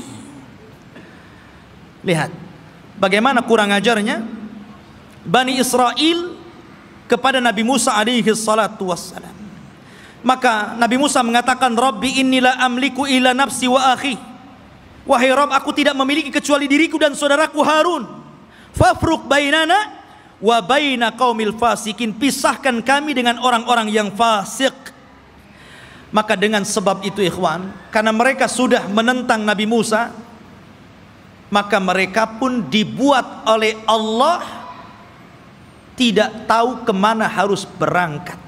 Jadi negeri itu tiba-tiba oleh Allah Subhanahu wa ta'ala dikepung kabut, sehingga mereka tidak tahu jalan keluar harus kemana. Ya. Kalau mereka jalan ke sana, ujung-ujungnya balik lagi ke sini. Jadi mereka tidak bisa keluar dari situ. Disitulah Allah Subhanahu wa ta'ala takdirkan Nabi Musa alaihi salatu wassalam meninggal dunia sebelum masuk ke negeri Al-Muqaddasah ini. Meninggal dunia Nabi Musa. Ya, setelahnya sebelumnya Harun, kemudian Nabi Musa alaihi salatu wassalam. Dan di situ ada kejadian yang luar biasa. Nabi Musa alaihi salatu wassalam difitnah oleh Qarun. Difitnah oleh Qarun, ya. Dan kisah Qarun ma'ruf. Akhirnya belakangan ditenggelamkan oleh Allah Subhanahu wa ta'ala ke dasar bumi dengan hartanya, sehingga ada istilah harta Qarun katanya. Tapi yang jelas bahwa Nabi Musa meninggal dunia, dan ketika itu digantikan oleh pembantunya namanya Yusha ibn Nun. Akhirnya dia pun diangkat menjadi nabi. Yusha bin Nun ini adalah kawannya Nabi Musa dan juga pembantunya. Dialah yang menemani Nabi Musa ketika mencari Khidir. Kemudian Nabi Musa belajar kepada Khidir. Dan kisah Musa dengan Khidir ma'ruf disebutkan dalam surah Al-Kahfi, dan diisyaratkan, walaupun Khidir tidak ada namanya dalam Al-Quran, tapi isyaratnya ada. Tapi yang jelas bahwa Yusha bin Nun lah yang kemudian berhasil membawa Bani Israel dan masuk ke Baitul Maqdis. Allah menangkan dalam peperangannya. Jadi Nabi Yusa inilah yang membawa pasukan, kemudian berperang dan berhasil menguasai Baitul Maqdis. Dari sini menunjukkan bahwa Bani Israel ini mereka menjajah, bukan asli situ. Mereka datang dari Mesir dengan Nabi Musa, kemudian Nabi Musa meninggal, diganti oleh Yusha bin Nun, kemudian merebut Palestina dan mereka menjadi tinggal di situ. Jadi Palestina bukan milik orang Yahudi, mereka yang menjajah di situ. Ya. Barulah kemudian Yusha bin Nun masuk ke Masjid Al-Aqsa yang sekarang disebut dengan Baitul Maqdis, sekarang Masjid Al-Aqsa. Disitulah Allah Subhanahu wa ta'ala memerintahkan kepada Yusha ibn Nun, karena ketika itu ikhwan, peperangan ini sangat sengit ya. Kebetulan perang itu terjadi di hari Jumat dan tidak boleh berperang di hari Sabtu, karena orang Yahudi sangat mengistimewakan hari Sabtu. Alasannya apa? Karena hari Sabtu itu hari cutinya Allah. Kenapa Allah cuti? Karena Allah lelah. Setelah menciptakan langit dan bumi, diawali hari Ahad dan diakhiri hari Jumat, Allah lelah, maka Allah beristirahat. Maka hari Sabtu hari istirahatnya Allah, setelah Allah menciptakan langit dan bumi selama 6 hari. Jadi mereka mengatakan ini hari cuti Allah. Kalau Allah saja cuti, kita juga cuti katanya. Jangan berperang ya. Tapi Allah kemudian bantah, wa ma massana min lughub, kami tidak disentuh dengan keletihan, kata Allah. Enak saja kami istirahat. Ya. Maka kemudian ikhwatu fiddin, karena perang ini terus berkecambung, hampir matahari tenggelam dan masuk ke hari Sabtu. Ini kalau matahari tenggelam masuk hari Sabtu kan gak boleh perang tuh. Akhirnya Yusha bin Nun memperlihatkan mukjizatnya. Dia nunjuk kepada matahari, innaki ma'murah wa ana ma'mur. Kamu diperintah Allah, saya juga diperintah Allah. Jangan bergerak dulu sampai perang ini menang. Oh, berhenti matahari. Ya. Matahari diem. Betul-betul sampai menang perang itu, matahari nggak bergerak. Nah, itu mukjizatnya Yusha bin Nun, menghentikan matahari sampai menang perang, betul-betul menang. Akhirnya setelah menang baru matahari berjalan dan masuk ke hari Sabtu. Setelah menang inilah maka Allah perintahkan masuk ke Baitul Maqdis sajidan dengan penuh tawadu, dengan penuh merendahkan diri, menundukkan kepala. Kata Allah Subhanahu wa taala mengatakan, masuklah kalian dengan sujud. Maksud sujud itu maksudnya dengan ruku, karena sujud nggak mungkin bisa jalan orang sujud. Ya, dengan menundukkan kepala. Tapi Bani Israel ini degil. Ya.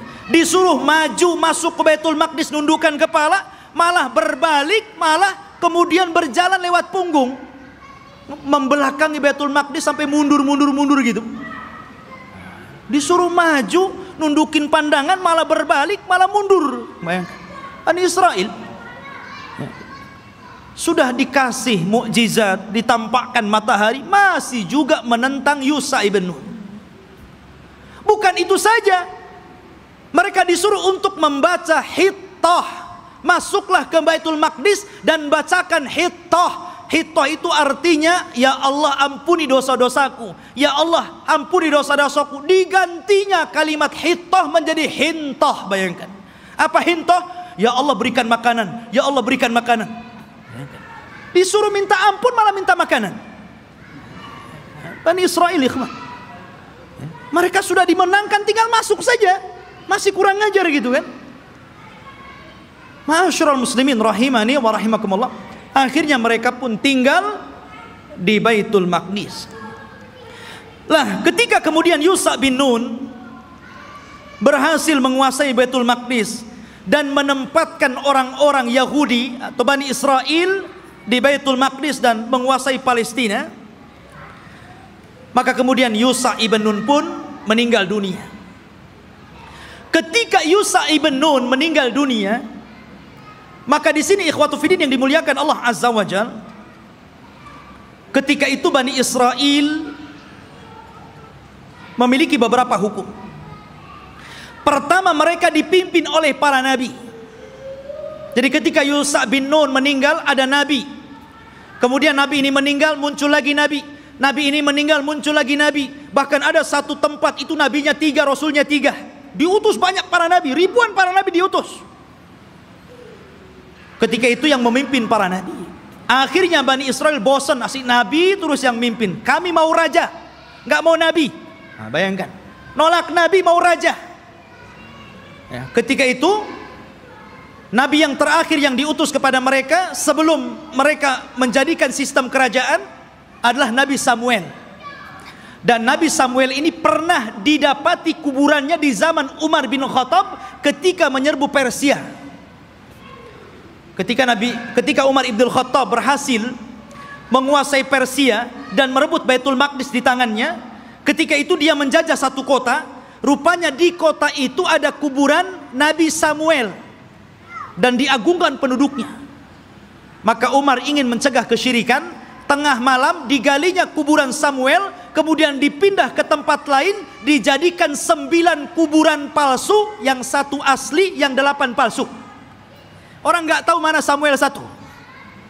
Jadi bingung tuh. Yang tadinya suka minta-minta ke kuburan, bingung. Ini ada 9 kuburan, yang mana 1 yang Samuel ini? Coba kalau kuburan wali kayak gitu ya, bingung orang. Dikubur tuh, dikubur tempat lain, malam-malam dibuat kuburan palsu banyak-banyak. Di zaman Umar bin Khattab. Makanya Umar itu orang yang paling keras dalam penyimpangan tauhid. Ketika ada orang yang kemudian mulai sholat di satu pohon yang dulu Rasul pernah berbaiat, namanya Baiatur Ridwan, karena sudah mulai digunakan sholat, meminta-minta, ditebang pohon itu sama Umar. Nggak boleh ada orang kesini lagi, walaupun Rasul pernah berbaiat di sini. Harusnya antum begitu. Kalau ada pohon beringin, orang minta-minta di situ, ambil singso, tebas tuh beringinnya. Tapi baca Bismillah dulu ya, nanti antum kesurupan pula di beringin. Khotufidin yang dimuliakan Allah Azza wa Jal. Kemudian akhirnya kata Nabi Samuel, baik. Karena ketika itu ikhwatu fiddin yang dimuliakan Allah Azza wa Jalla, karena terjadi perang saudara, maka muncullah di luar dari Bani Israel ada satu kelompok besar namanya Jalut. Jalut ini orangnya besar-besar raksasa, ya, dan punya pasukan besar. Dialah yang kemudian mengambil tabut. Tabut itu isinya apa? Isinya pusaka-pusaka Nabi Musa. Di situ ada Taurat, di situ ada tongkatnya Nabi Musa, di situ ada pakaiannya Nabi Harun dan Musa. Pokoknya peninggalan Musa dan Harun dijadikan satu tempat, kemudian di kotak disebut tabut namanya. Tabut itu dicuri oleh Jalut dan pasukannya. Maka Bani Israel tidak bisa apa-apa melawan Jalut. Akhirnya kemudian minta kepada Nabi Samuel untuk dikirim kepada mereka seorang raja yang akan memimpin jihad melawan Jalut. Maka Nabi Samuel kemudian atas perintah wahyu dari Allah, maka ditunjuklah Talut sebagai raja pertama Bani Israel. Talut ini orang miskin, tukang ngasih minum keledai penggembala, ya kan? Kata Bani Israel, masa si Talut jadi raja? Siapa si Talut itu kan gitu? Nggak punya nasab, orang miskin, nggak punya harta, nggak mau. Ya, kami mau raja itu yang wah, yang gagah, yang kaya, yang punya harta. Si Talut pula jadi raja, nggak mau. Ya kan? Akhirnya kemudian Allah Subhanahu Wa Taala tunjukkan kehebatan Talut ini. Diutusnya malaikat. Kemudian malaikat ini mengambil tabut yang ada di Jalut, kemudian diserahkan kepada Talut, menunjukkan bahwa sekarang Talut sudah punya tabut. Kalian gak percaya juga dengan Talut? Dari situlah sebagian mereka mulai mau mengikuti Talut dan sebagian yang lainnya mau menolaknya. Maka Talut mengatakan, kita akan berangkat jihad, persiapkan kalian. Tapi Allah akan menguji kalian. Kalau nanti kalian melewati sungai, jangan banyak minum di situ. Kalau mau minum bolehlah satu kepal, gurfatan wahid, ya satu dayung saja, nggak boleh banyak-banyak. Kalau banyak-banyak kalian akan kalah. Berangkatlah pasukan Talut menuju pasukan Jalut, ya kan? Rupanya betul di tengah mereka ada sungai, karena mereka sudah kelelahan, kehausan, ada sungai. Wah, nggak peduli dengan Talut, minum banyak-banyak orang itu. Dari berapa ribu gitu kan, hanya tinggal separohnya yang masih nurut dengan Talut. Akhirnya yang ini pulang, melihat pasukan Jalut gede-gede, nggak berani pulang. Ya, yang sedikit inilah kemudian mikir nih, ini tentara banyak, besar-besar, gimana cara melawan mereka? Akhirnya mereka nggak berani bergerak untuk melawan Jalut. Maka kemudian Nabi Musa,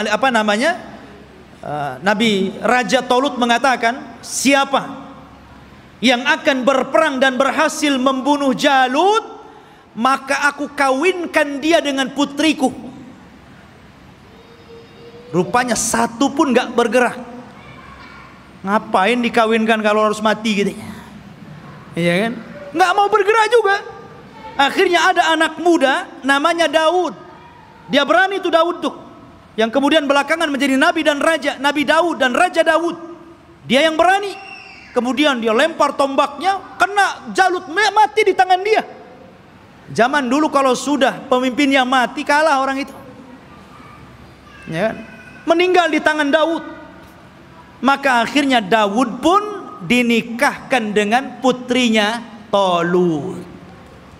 Dan Talut mengatakan, kalau dia meninggal, maka orang ini yang akan menggantikan aku menjadi raja. Talut punya anak, tapi karena dia sudah berjanji, siapa yang membunuh Jalut, dia akan dinikahkan dengan putriku dan akan menjadi penggantiku.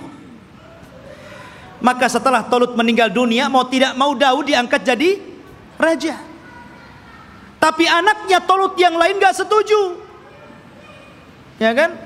Harusnya anak yang jadi raja, kenapa Daud menantunya kan itu? Disitulah kemudian pecah Bani Israel menjadi dua kerajaan.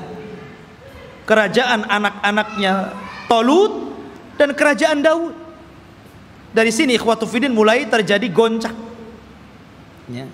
Tapi Nabi Daud ini ikhwan adalah orang yang cerdas, karena Allah berikan mukjizat, tangannya itu bisa melembutkan besi, ya. Jadi kalau besi itu nggak perlu dilas, dipotong-potong aja sama dia kan begitu. Wa alanna lahul hadid, dia bisa melembutkan besi, bukan sulap ikhwan. Itu mukjizat. Kalau enggak gini aja dia, ya kan? Mukjizatnya Nabi Daud. Dia punya kekuatan, akhirnya dia pun melawan anak-anaknya Talut yang lain dan mempersatukan kembali Bani Israel. Setelah dia meninggal, maka puncak kekuasaan Bani Israel ada di tangan putranya Daud, Nabi Sulaiman. Disitulah puncak kekuasaan Bani Israel, puncak kekuasaan Yahudi, ya. Dan hanya ada 4 raja yang pernah menguasai sebagian besar dunia, yang 2 mukmin dan 2 kafir. Yang pertama mukmin, namanya Dzulqarnain, sebutkan dalam surah Al-Kahfi. Yang kedua Sulaiman, ini keduanya mukmin, dan keduanya kafir. Yang pertama Namrud di zaman Nabi Ibrahim, kemudian Bukhtun Nasr, nanti ada kisahnya akan nyusul, ya. Jadi Sulaiman ini Allah Subhanahu wa ta'ala berikan kekuasaan yang tidak diberikan kepada orang sebelum dan setelahnya. Dia bisa menundukkan awan, dia bisa menundukkan jin, dia bisa menundukkan burung-burung, dia bisa menundukkan tumbuh-tumbuhan. Masya Allah, ini raja alam nyata dan gaib ini, Nabi Sulaiman ini, ya. Jadi jin tunduk sama dia. Bahkan yang membangun bangunan-bangunan itu jin itu yang bekerja kepada Sulaiman, membuat istana-istana. Makanya ketika Sulaiman meninggal dunia, jin itu kan tidak tahu yang gaib, disangkanya Sulaiman masih hidup dan tidur di singgasana, asik bekerja saja mereka kan. Baru setelah Sulaiman roboh dari singgasananya, kata jin, oh kalau tahu Sulaiman sudah mati dari dulu, ngapain saya kerja, katanya. Nah, dari sini menunjukkan jin itu tidak tahu yang gaib. Kalau jin tidak tahu yang gaib, berarti dukun lebih tidak tahu yang gaib. Karena dukun itu gurunya jin. Mereka itu para pendusta, nggak usah dibenarkan. Benarnya satu, dustanya itu 1000. Ya. Ma'asyiral muslimin rahimani wa rahimakumullah. Maka Sulaiman inilah puncak kekuasaan, dan di zaman Sulaiman ini beliau membangun satu tempat ibadah menggantikan tabut, namanya Haikal Sulaiman, yang sekarang menjadi mimpi orang Yahudi. Haikal Sulaiman, mimpinya orang Yahudi itu sampai hari ini. Sulaiman membuat haikal. Dialah yang pertama kali meninggikan Masjidil Aqsa. Jadi kalau Ibrahim meninggikan Masjidil Haram, kalau Masjidil Aqsa ditinggikan oleh Sulaiman. Dan ketika dia mendirikan Masjidil Aqsa, maka dia meminta kepada Allah 3. Satu, agar Allah memberikan hukum yang sesuai dengan hukum Allah. Yang kedua, agar diberikan kekuasaan yang tidak pernah diberikan kepada siapapun setelahnya. Yang ketiga, agar siapapun orang yang masuk ke masjid ini dan tidak ada niat kecuali sholat, keluar, maka dia sudah hilang dosanya seperti anak yang baru dilahirkan dari perut ibunya. Kata Rasul, aku berkehendak bahwa yang ketiga itu aku, kata Rasul. Karena yang kedua sudah dikabulkan. Dan Rasul pernah sholat di Baitul Maqdis. Kata Rasul, aku berharap aku yang ketiganya. Ma'asyiral muslimin, jamaah sekalian yang dirahmati Allah Azza wa Jalla, maka Sulaiman pun membentuk tempat ibadah yang disebut dengan Haikal Sulaiman. Masjidil Aqsa yang lama di zaman Sulaiman itu disebut Haikal namanya. Baru kemudian roboh, kemudian dibesarkan, akhirnya menjadi besar. Lah Yahudi ini ingin mencari itu. Dulu ketika Sulaiman mendirikan Masjidil Aqsa yang disebut dengan Haikal itu, dari mana ke mana, berapa meter, lebarnya berapa meter, kemudian panjangnya berapa meter. Kalau sudah ketemu situs ini, maka mereka akan membangun Masjidil Aqsa, mau dirobohkan. Sehingga Haikal lah yang naik. Itu tujuan Yahudi sampai hari ini. Makanya mereka membolongi itu. Masjidil Aqsa itu bolong bawahnya. Makanya tidak bisa menampung banyak-banyak. Kalau banyak nanti roboh itu. Karena di situ ikhwatu fiddin, di bawah tanahnya itu, di bawah tembok ratapan itu, mereka mencari-cari di mana tempat haikalnya Sulaiman ini. Jadi para ilmuwan Israel terus mencari dan akan membangunnya. Dan mereka ingin mendirikan Israel Raya persis di atas Haikal Sulaiman. Makanya si Trump itu, Donald Trump ya, mereka orang-orang Israel didukung oleh Amerika untuk menguasai Yerusalem, yang memang Masjidil Aqsa ada di situ, dan bercita-cita untuk membuat negara Israel Raya tepat di atasnya Haikal Sulaiman. Alhamdulillah, negara kita tegas menolaknya, dan negara-negara yang lain juga tegas. Bukan hanya orang Islam, di luar Islam pun sebagian mereka menolaknya. Tapi yang jelas saya katakan, yang namanya Yahudi dan Nasrani itu akan sekongkol sampai pun ketika Malhamatul Kubra di akhir zaman, perang besar yang tidak ada perang setelahnya, tetap saja Yahudi dan Nasrani itu akan sekongkol melawan kaum muslimin. Ya kan? Ma'asyiral muslimin, sampailah ketika Sulaiman meninggal dunia, anak-anak Sulaiman ini mulai berebut kekuasaan. Ya. Karena berebut kekuasaan, goncanglah Bani Israel. Sudah tidak ada raja lagi. Raja itu cuma 3 di zaman Bani Israel, Talut, Daud, dan Sulaiman. Setelah itu nggak ada raja lagi. Akhirnya mereka pun berpecah, satu demi satu berpecah. Lemahlah orang-orang Yahudi. Ketika mereka lemah inilah, maka bangsa-bangsa luar mulai menjajah orang-orang Yahudi.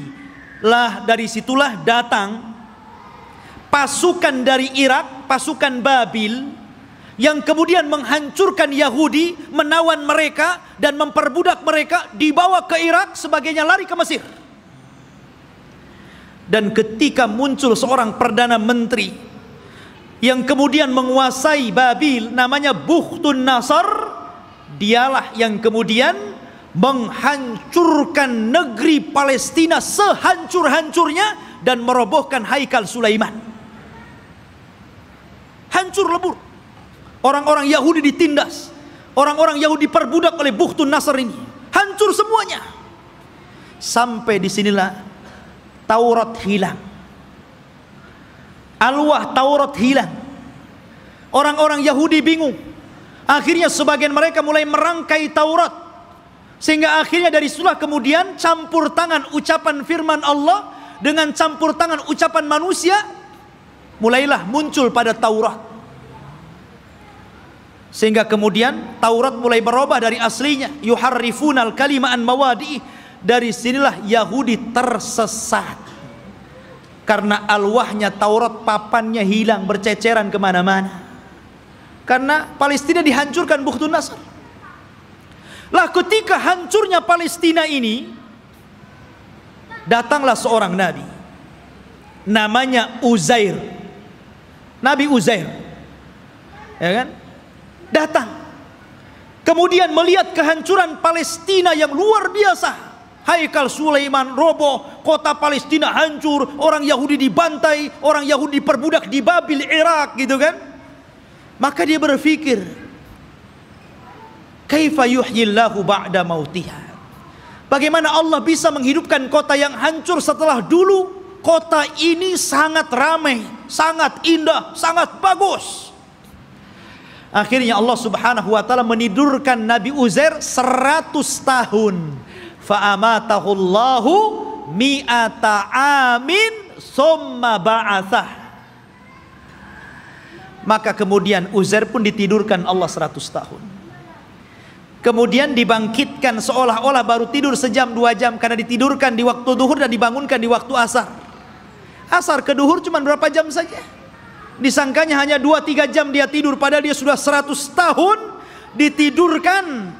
Dan Allah bolak-balikan badannya sehingga badannya tidak hancur, dan Allah biarkan badannya muda terus, sehingga ketika 100 tahun dia dibangkitkan, orang sudah tua dia masih muda. Orang udah janggutnya panjang-panjang, udah pakai tongkat bungku-bungku, dia masih muda saja. Maka ketika dia mencari rumahnya, ya namanya rumahnya ya tahu di mana. Rupanya rumah itu masih ingat di mana letaknya. Rupanya di situ ada nenek. Rupanya nenek ini dulunya bekas pembantunya, lebih muda jauh, tapi sekarang lebih tua jauh. Siapa kamu? Saya Uzair. Uzair dah mati 100 tahun, kau ngaku Uzair pula, katanya. Mana buktinya kau Uzair? Akhirnya ditunjukkan bukti-buktinya. Kaget nenek ini. Oh, kamu ini tuan saya, kamu Uzair. Menyebarlah nama Uzair di Bani Israel. Maka orang pun menganggap Uzair itu anak Tuhan. Wa qalatil yahudu Uzair ibnullah wa qalatin nasara al-masih ibnullah. Berkata orang Yahudi Uzair itu anak Allah, berkata orang Nasrani al-masih ibnullah, anak Allah. Karena Uzair masih hidup. Mereka katakan ini anak Allah, kalau bukan anak Allah nggak mungkin hidup selama ini, dan masih muda. Dan ketika dia mencari puing-puing papan-papan Taurat, dia tidak tahu di mana letaknya. Maka Allah ilhamkan mampu menghafal Taurat dengan pemikirannya, sehingga orang-orang menyangka Musa saja membaca Taurat dari papan, dia membaca Taurat dari pikirannya, berarti dia adalah anak Allah. Orang Yahudi bilang Uzair anak Allah karena mampu menghafal Taurat. Tuh lihat, kenapa orang Islam tidak dikatakan anak Allah? Banyak orang yang hafal Quran. Anak kecil aja si Musa bisa hafal Quran. Kenapa enggak Musa anak Allah? Al-Quran itu luar biasa, ikhwan. Semua bisa menghafal Al-Quran. Bisa Quran dihafal, anak kecil bisa hafal Quran. Tapi enggak ada sejarah orang hafal Taurat. Enggak ada sejarah pastor hafal Injil. Enggak ada. Tapi Taurat dan Injil tidak bisa dihafal, tapi Quran bisa dihafal. Ini mukjizat namanya. Quran itu bisa, walaqad yassarna Qur'ana lidzikri. Allah mudahkan Quran itu untuk diingat. Ma'asyiral muslimin rahimani wa rahimakumullah. Maka itu kisah Nabi Uzair. Akhirnya kemudian Yahudi pun ditindas. Maka setelah kemudian zaman Bukhtun Nasr berlalu, datanglah Persia menyerbu dan menang. Maka orang-orang Yahudi dikembalikan ke Palestina. Setelah itu datang Romawi dan memenangkan Persia. Akhirnya orang Yahudi diperbudak lagi. Sebagian mereka hijrah sampai ke Madinah. Inilah sejarah kenapa dahulu di zaman Rasul ada orang-orang Yahudi di Madinah. Karena ketika Romawi berhasil mengarahkan Persia, maka orang-orang Yahudi banyak yang diperbudak, sebagian mereka lari. Dan mereka punya ramalan bahwa kelak akan muncul seorang nabi di tanah yang banyak pohon kurma, yang kemudian belakangan disebut Yathrib dan belakangan lagi disebut Madinah Al-Munawwarah. Berangkatlah mereka ke Madinah, suaka besar-besaran. Ya. Tapi kemudian setelah tahun 1700-an belakangan ke sini gitu kan, maka mulailah orang-orang menggagas untuk mengumpulkan orang Yahudi, kemudian mengumpulkan di Palestina. Kemudian pada tahun 1940-an gitu kan, barulah kemudian atas bantuan Inggris dan Amerika, akhirnya orang-orang Yahudi diresmikan untuk membuat negara sendiri yang sekarang disebut Israel. Israel, bukan Bani Israel. Karena kerajaan Israel ini, ikhwan, itu berbeda dengan Yahudi. Itu dua pecahan yang berbeda. Ya, Yahudi ini keturunan Yahuda. Kalau Israel berbeda. Karena Israel ini masih mengagungkan para nabi, tapi Yahudi itu membenci para nabi. Mereka lah yang membunuh Nabi Zakaria sehingga digergaji sampai mati. Dialah yang membunuh Nabi Yahya bin Zakaria, disembelihnya sampai mati. Dia pula mengklaim sudah membunuh Nabi Isa bin Maryam dan mengatakan anak zina dan dibunuhnya. Walaupun Al-Quran mengingkari terbunuhnya Isa dan mengatakan Isa tidak dibunuh, Isa disalib, Isa tidak disalib, dan Isa diserupakan bahkan dia diangkat ke langit. Tapi orang Yahudi mengklaim sudah membunuh Isa. Itulah kisahnya orang Yahudi. Jadi orang Yahudi yang sekarang ini hanya sandiwara orang-orang itu, orang-orang kafir, orang-orang Inggris dan Amerika saja. Mereka membuat cerita bahwa seolah-olah itu adalah tanah mereka. Demi Allah, sejengkal pun bukan tanah Yahudi. Bagaimana kemudian Donald Trump mengumumkan untuk memindahkan ibu kota Yerusalem sebagai ibu kota Israel dan akan mendirikan Israel Raya di atas Baitul Maqdis? Maka kita harus bangkit, ya. Nggak bisa seperti itu. Satu jengkal pun mereka nggak punya tanah. Bagaimana mungkin kemudian mereka mengklaim ini tanah Yahudi? Dan di akhir zaman, yang mereka ramalkan memang akan menjadi kenyataan. Mereka meramalkan setelah Haikal Sulaiman terbangun, maka akan diutus kepada mereka Imam Mahdi yang ditunggu-tunggu, namanya Dajjal. Dajjal itulah Imam Mahdi yang ditunggu-tunggu mereka. Makanya kita lihat simbol Zionis itu simbol mata. Ya, karena Dajjal itu cuma satu matanya di sini. Makanya kemudian mereka menganggap bahwa itu Imam Mahdi mereka yang mereka tunggu. Makanya dalam Islam pun dibenarkan, karena kelak Dajjal itu akan diikuti 70.000 Yahudi Asfahan. Mereka akan mengikuti Dajjal. Tapi Dajjal tidak bisa diperangi oleh Imam Mahdi karena terlalu kuat, pengikutnya banyak. Makanya kemudian Imam Mahdi terkepung di sebuah bukit. Akhirnya mereka pun harus kemudian bersembunyi di Bukit Tur sampai Allah turunkan kepada mereka Isa bin Maryam, dan itu cita-citanya Nasrani. Jadi Nasrani ini mereka meyakini bahwa Isa akan turun. Isa yang mereka yakini sudah disalib dan sudah dibunuh, kemudian dihidupkan kembali setelah 30 hari, kemudian diangkat ke langit dan akan diturunkan di akhir zaman. Ini Nasrani ngakui.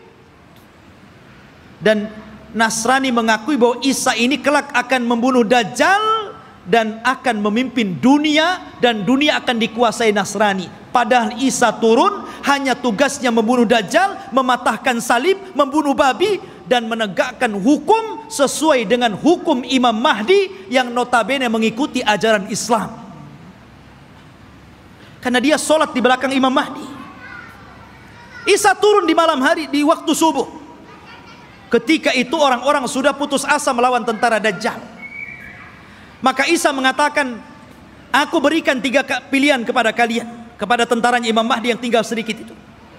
Aku berdoa kepada Allah agar Allah kirimkan tentara lain bukan kalian, supaya mereka yang menghancurkan Dajjal, dan Dajjal akan meninggal. Yang kedua, atau aku berdoa kepada Allah untuk dikirim bencana besar agar Dajjal terkena bencana dan pasukannya, sehingga kalian diselamatkan tanpa harus berperang. Atau yang terakhir, kita perang, saya pimpin kalian. Dan saya akan berdoa kepada Allah agar pasukan Dajjal tidak sanggup mengangkat senjata, kalian tinggal penggal lehernya, aku yang menghadapi Dajjal. Kata mereka yang ketiga enak nampaknya nih. Ya. Akhirnya mereka pilih yang ketiga. Berangkatlah setelah sholat subuh, mereka tinggal menggal kepala. Orang Yahudi, Nasrani dan para pengikut Dajjal gak bisa apa-apa. Akhirnya mereka kalah, tunggang langgang, lari bersembunyi di batu. Batu bicara, hei ini Yahudi di belakang, bunuh dia. Lari di mana-mana, di setiap tempat dia sembunyi, makhluk Allah bicara di situ. Kecuali satu pohon yang tidak mau bicara, namanya pohon Gharqad. Hadis ini bocor kepada orang Yahudi, sehingga Yahudi nanam banyak-banyak pohon Gharqad di Israel. Tapi sayang kemarin kebakaran, nanam lagi dari awal. Ma'asyiral muslimin rahimani wa rahimakumullah, Gharqad ini nggak mau ngomong.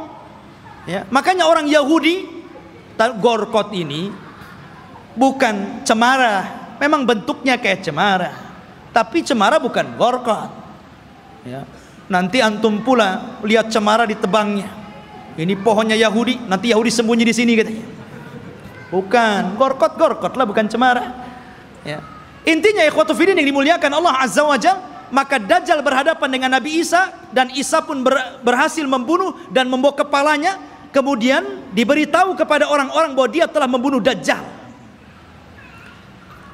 Maka sebagian yang selamat dari orang-orang Nasrani kemudian beriman kepada Isa bin Maryam atas syariat Muhammad, sehingga Allah isyaratkan dalam Al-Quran, wa im min ahlil kitab illa la yu'minanna bihi qabla mautihi. Dan sebagian ahli kitab akan beriman kepada syariat Muhammad lewat Nabi Isa sebelum kematian Isa. Isa pun hidup selama 40 tahun. Di selang hidupnya inilah muncul fitnah yang lebih besar dibandingkan fitnah Dajjal. Fitnah apa? Munculnya satu kabilah yang bernama Ya'juj dan Ma'juj, dari keturunan Yafis ibn Nuh alaihi salatu wassalam. Satu kaum yang tidak bisa diperangi, tidak bisa dibunuh, pasukan mereka banyak. Satu dari kita 999 dari mereka. Anda bisa bayangkan. Jadi kalau kita melawan mereka, jadi satu dari kita melawan 999 dari mereka. Oh, bayangkan. Sehingga ketika Allah azab dengan mengutus ulat, dan mereka mati semua dengan ulat tersebut, bangkai mereka rata, sehingga setiap satu jengkal di tanah ada bangkainya. Nabi Isa berdoa kepada Allah agar Allah bersihkan bangkai-bangkai mereka. Maka diutuslah burung pemangkai bangkai, tapi juga tidak habis semuanya. Maka Isa berdoa lagi agar diturunkan hujan dan banjir besar. Akhirnya membawa jasad itu ke lautan dan menjadikan bumi kembali subur.